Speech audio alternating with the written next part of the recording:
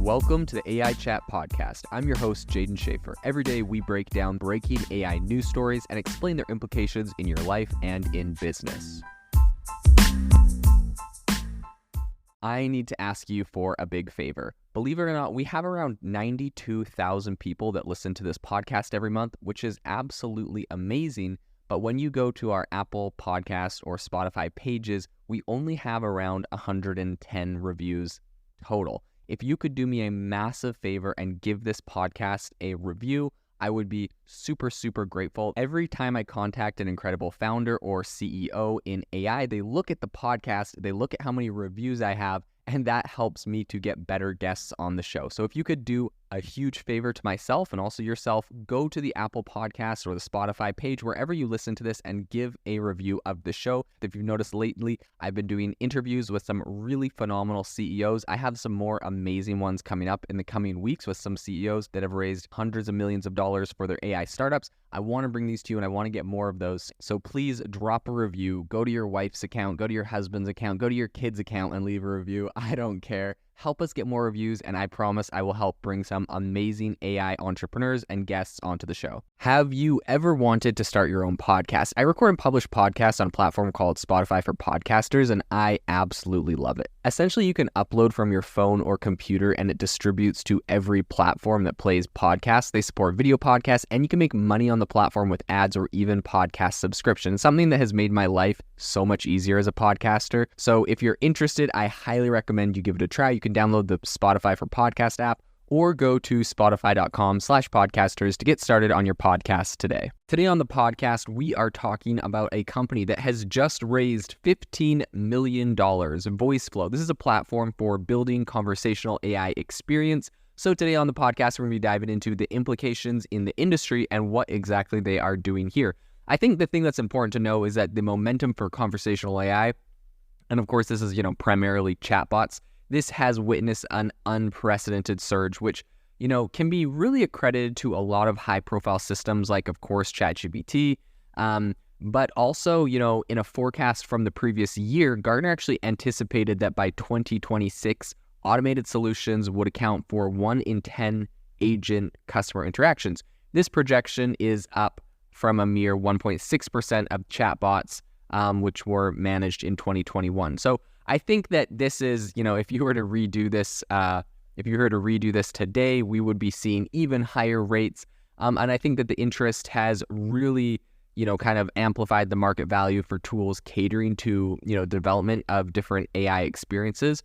According to Future Market Insights, this domain's worth is projected to soar to $47 billion by 2033, just in the next 10 years. So I think that's a really big leap from the $9.6 billion that it is today. And of course, that brings us to today's company, which is Voiceflow. So in a recent turn of events, Voiceflow, which is a very notable player in the conversational AI creation space, they just said that they have secured $15 million of funding. And this round was spearheaded by OpenView, which is a VC firm, and Braden Ream, the CEO and founder, disclosed that this injection of funds essentially elevates Voiceflow's cumulative raise to $35 million, placing the startup's post-funding valuation at $105 million.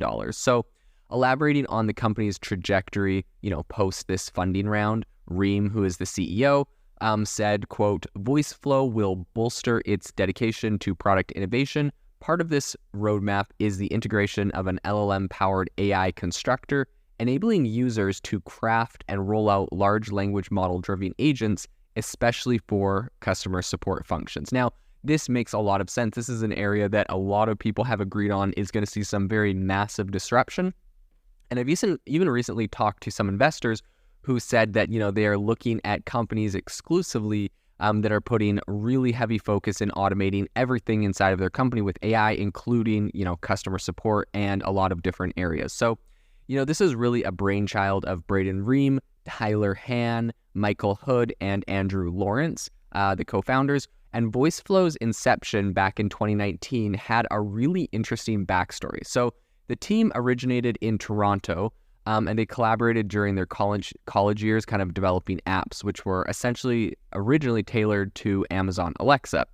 So the experience eventually led them to share the epiphany, which is that the creator of a platform, dedicated to developing conversational agents, particularly for niche customer service scenarios, would be incredibly powerful. So in a statement talking about this specifically, their CEO, Reem, he said, quote, "Our collective vision was to sculpt a mammoth collaborative ecosystem, making it seamless for anyone to cohesively create state-of-the-art AI agents for a plethora of automation needs. Presently, our gaze is fixed on automating customer support on websites and in-app interfaces." So he also kind of elaborated a little bit more, and he kind of actually compared Voiceflow to something else like, he says it's kind of the caliber of like Figma for constructing AI agents, and teams leveraging Voiceflow can launch agents powered by comprehensive language models,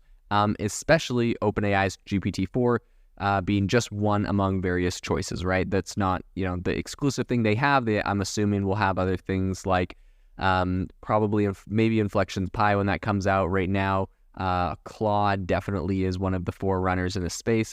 And so I think there'll be some other ones that they'll be integrating. But what really sets Voiceflow apart is its adaptability, in my opinion.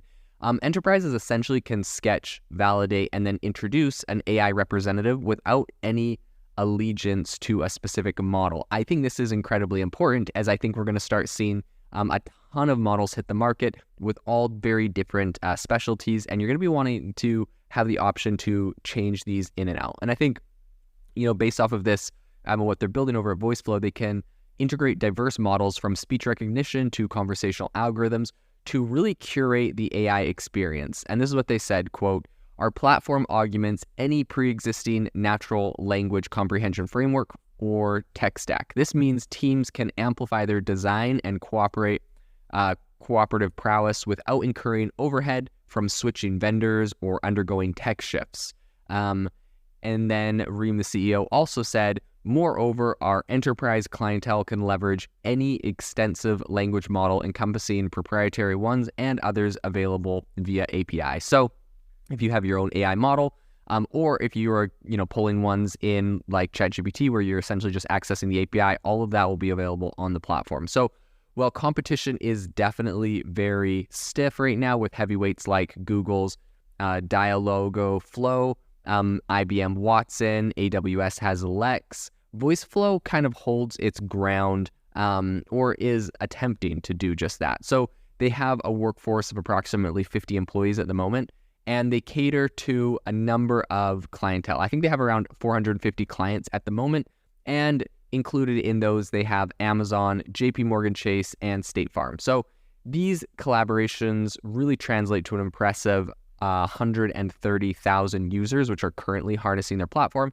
and they see room for a lot of growth. So Reem concluded by highlighting the platform's growth, attributing it to the increasing allure of conversational AI, and said, quote, "Ever since ChatGPT's unveiling last November, we've witnessed a twofold uptick in Voiceflow signups and engagement. We're a bridge for both non-tech and tech-savvy stakeholders, enabling them to collaboratively architect AI representatives for diverse applications in a secure, regulated setting. The result, enterprises can swiftly conceptualize, assess, and launch large language models driven agents for varied use cases with an enhanced turnaround." I think this is a really great area to focus on. This is going to be really interesting to see how this company plays out. Like, I think the big thing that they have going against them at the moment is that there is Google, IBM, and AWS all kind of playing in the same space. But I think there's definitely room for startups.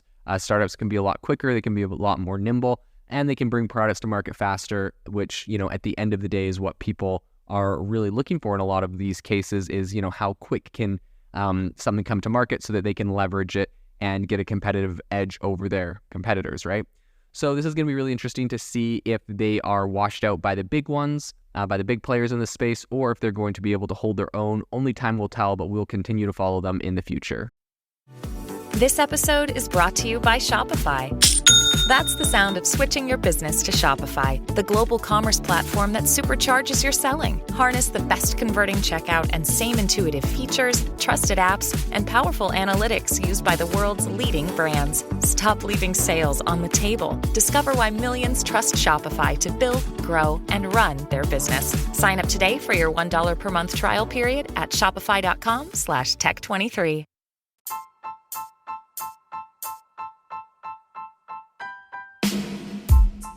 Thank you for listening to the AI Chat podcast. If you enjoyed this podcast, I'd appreciate it if you rate us wherever you listen to your podcast. And if you're looking for an innovative group of AI enthusiasts, make sure to check out our Discord channel and Facebook community. It's obviously a lot more interactive than a podcast where we can share software, tools, and prompts we're using in AI every day. I'll leave a link for those in the description below.